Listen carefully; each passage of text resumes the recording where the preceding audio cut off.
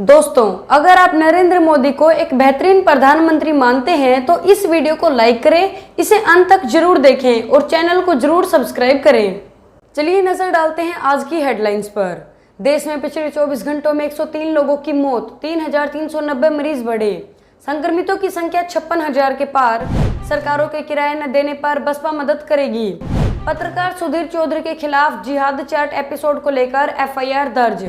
CM योगी ने अधिकारियों को दिए निर्देश, कोई भी मजदूर पैदल यूपी नहीं आना चाहिए। राहुल गांधी बोले, लॉकडाउन के दौरान एग्जिट प्लान को लेकर पारदर्शिता दिखाई सरकार। यूपी में 3 साल तक के लिए श्रम कानून निलंबित।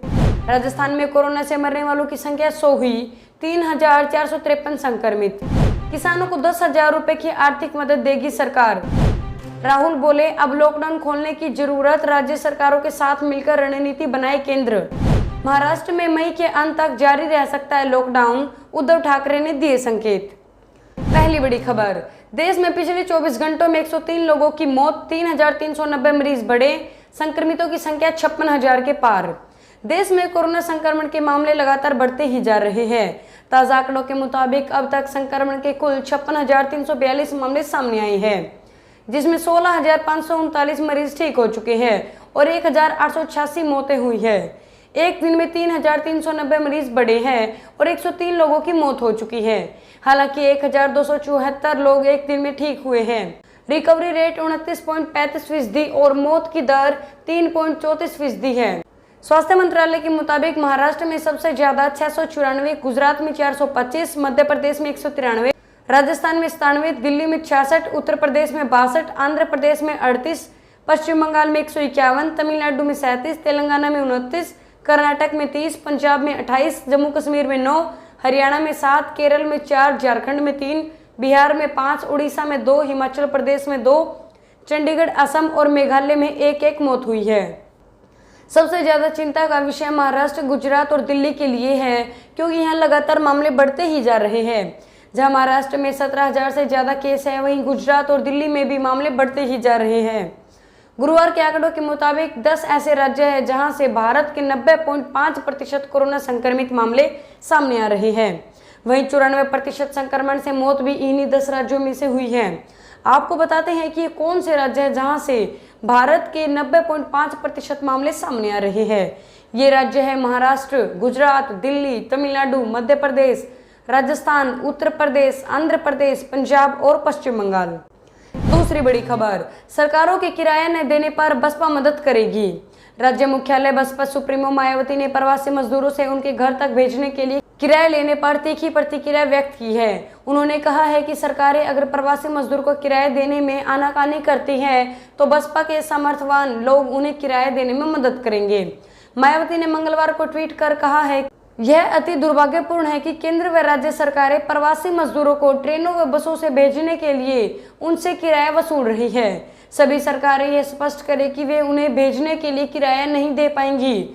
उन्होंने कहा है कि ऐसी स्थिति में बसपा का यह भी कहना है, यदि सरकारें प्रवासी मजदूरों को किराया देने में आनाकानी करती है तो फिर बसपा अपने सामर्थ्यवान लोगों से मदद लेकर प्रवासी मजदूरों को भेजने की व्यवस्था करने में अपना थोड़ा योगदान जरूर करेंगी। तीसरी बड़ी खबर, पत्रकार सुधीर चौधरी के खिलाफ जिहाद चार्ट एपिसोड को लेकर एफआईआर दर्ज। जी न्यूज के एडिटर इन चीफ और प्राइम टाइम शो डीएनए के होस्ट सुधीर चौधरी के खिलाफ एफआईआर दर्ज हुई है। चौधरी के खिलाफ केरल में 7 मई को नॉन अवेलेबल सेक्शंस में ये मामला दर्ज किया गया है। इस एफआईआर में 11 मार्च 2020 के डीएनए शो में दिखाए गए एक कार्यक्रम का जिक्र है, जिसमें सुधीर चौधरी जिहाद चार्ट का जिक्र कर रहे हैं और उसे समझा रहे हैं। एफआईआर में लिखा है कि 11 मार्च 2020 को टीवी चैनल जी न्यूज ने डीएनए कार्यक्रम प्रसारित किया। आरोपी ने अपना प्रोग्राम पेश किया जिसमें मुस्लिम धर्म का अपमान किया गया। इसके अलावा इस एफआईआर में कहा गया है कि 11 मार्च के इस शो का मुख्य मुद्दा जिहाद चार्ट था। उन्होंने अपने शो में दर्शकों को समझाया कि इसका मतलब क्या होता है और जिहाद के कितने प्रकार होते हैं। सुधीर चौधरी ने अपने 11 मार्च के शो के दर्शकों को अलग अलग जिहाद को लेकर एक कथित विश्लेषण बताया, जिसे कुछ इस तरह से पेश किया गया कि उसकी न सिर्फ इस्तेमाल की गई भाषा के लिए बल्कि अल्पसंख्यक समुदाय के प्रति अपमानजनक व्यवहार के लिए भी आलोचना हुई। सुधीर चौधरी ने खुद ही इस एफआईआर को लेकर ट्वीट किया। उन्होंने पुलिस पर जमकर हमला बोलते हुए लिखा, मुझे असुविधाजनक तथ्यों को सामने रखने के लिए ये अवार्ड मिला है। मीडिया के लिए एक साफ संदेश, अगर आप दशकों पुरानी धर्मनिरपेक्षता की रेखा से आगे नहीं बढ़ते हैं तो आपको जेल में डाल दिया जाएगा। चौधरी ने कहा कि मैं कानून का सम्मान करता हूं, लेकिन ये पैंतरे मुझे नहीं रोक सकते हैं। जो है उसे सामने रखो। चौधरी ने इसे अपना पुलित्जर अवार्ड बताया।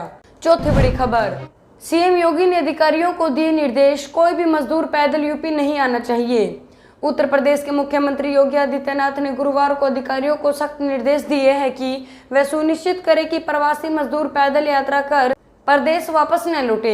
सीएम के निर्देशों के बीच कुछ मजदूर इस तपती धूप में परिवार के साथ पैदल यात्रा करते हुए नजर आए। ऐसे ही यात्रा करते 172 मजदूरों को बुलंदशहर में रोका गया। दिल्ली और नोएडा से जा रहे मजदूरों को यूपी पुलिस ने रोककर एक स्थानीय कॉलेज में ठहराया है। पुलिस के अनुसार इन मजदूरों के लिए बस का इंतजाम किया जा रहा है। बसों के जरिए इन्हें इनके गृह जनपदों तक पहुंचाया जाएगा। अधिकारियों ने साफ किया, उत्तर प्रदेश सरकार कई राज्यों में फंसे प्रवासी मजदूरों को सुरक्षित वापस लाने के काम में जुटी हुई है। सीएम योगी ने अधिकारियों को निर्देश दिए हैं कि वापस आए सभी श्रमिकों का अनिवार्य रूप से स्वास्थ्य परीक्षण किया जाए और जो टाइम इन मजदूरों की जांच कर रही है उन्हें भी 14 दिन के लिए क्वारंटाइन किया जाए और 14 दिनों के बाद जब सभी स्वस्थ हो जाए तो ही उन्हें घर भेजा जाए। सीएम योगी के अनुसार सभी जनपदों में इंफ्रारेड थर्मामीटर उपलब्ध करवाए जाए ताकि प्रवासी श्रमिकों की आसानी से जांच की जा सके।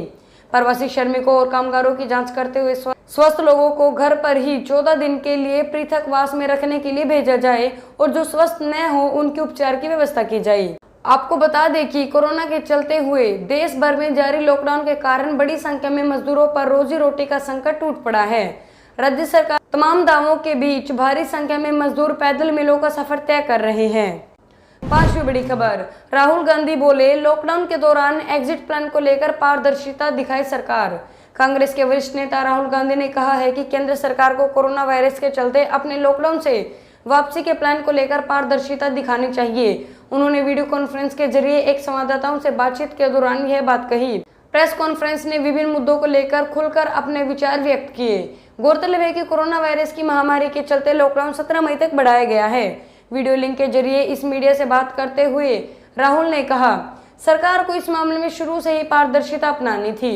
यह समझना था कि किन क्षेत्रों को खोला जाएगा और इसका मापदंड क्या है, किन बॉक्सेस को टिक करने की जरूरत है। पूर्व कांग्रेस अध्यक्ष ने कहा है कि यह समय प्रवासी मजदूरों के विषय पर आलोचना करने का नहीं है। छठी बड़ी खबर, यूपी में 3 साल तक के लिए श्रम कानून निलंबित। योगी आदित्यनाथ की सरकार ने राज्य में 3 साल तक के लिए कई श्रम कानूनों को निलंबित करते हुए अध्यादेश को अंतिम रूप दे दिया है। यह राज्य में मौजूदा और नई औद्योगिक इकाइयों को मदद करने का एक प्रयास है। श्रम कानूनों के संबंध में सुझावों को मंत्रियों के एक समूह द्वारा किया गया है, जिसमें श्रम मंत्री सौम्य प्रसाद मौर्य और एमएसएमई मंत्री सिद्धार्थ नाथ सिंह भी मौजूद थे। राज्य मंत्रिमंडल ने राज्य में 30 से अधिक श्रम कानूनों को निलंबित करते हुए श्रम कानूनों के अध्यादेश से उत्तर प्रदेश की अस्थायी छूट दी है। मुख्यमंत्री योगी आदित्यनाथ ने हाल ही में कहा था कि उत्तर प्रदेश नए निवेशों, खासकर चीन से निवेश को आकर्षित करने के लिए श्रम कानूनों में संशोधन करेगा। 7वीं बड़ी खबर, राजस्थान में कोरोना से मरने वालों की संख्या 100 हुई, 3453 संक्रमित। राजस्थान में कोरोना वायरस संक्रमण से शुक्रवार को एक और व्यक्ति की मौत होने के बाद राज्य में इस घातक वायरस से मरने वालों की संख्या 100 हो गई है। इस बीच 26 नए मामले सामने आने से राज्य में कोरोना वायरस से संक्रमित लोगों की कुल संख्या 3453 हो गई है। अतिरिक्त मुख्य सचिव रोहित कुमार सिंह ने बताया है कि अजमेर में एक और संक्रमित की मौत हो गई है। इससे राज्य में कोरोना वायरस संक्रमण से मरने वालों की कुल संख्या 100 हो गई है। हालांकि अधिकारियों का कहना है कि ज्यादातर मामलों में रोगी किसी न किसी अन्य गंभीर बीमारी से पीड़ित थे।